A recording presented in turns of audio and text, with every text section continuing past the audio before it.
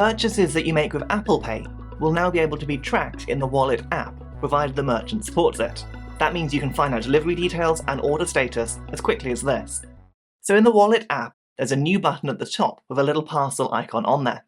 And when you jump onto there, you're going to see any orders that have got this feature enabled.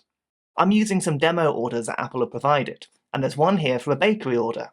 As you can see, when I tap onto the order page, I get more details about this order, the items that I've purchased, order reference numbers, and you can see it's ready for pickup.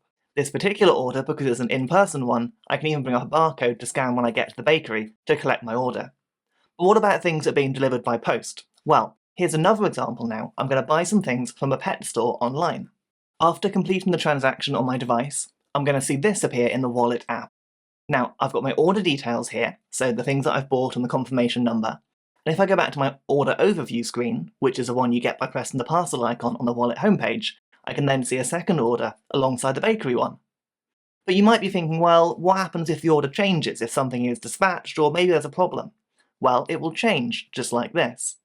As the order shipment progresses, the tracking will update in the Wallet app as well. You'll get a push notification each time it changes, so you can tap on there and see what's happening, and it's really easy to then access tracking information and communicate with the seller. When the order is complete, it will then be archived in the Wallet app, which means that it won't show up as an in-progress delivery, but instead it will be broken down by month and year. You can still explore these previous deliveries if you want to, but new ones will appear at the top of the screen.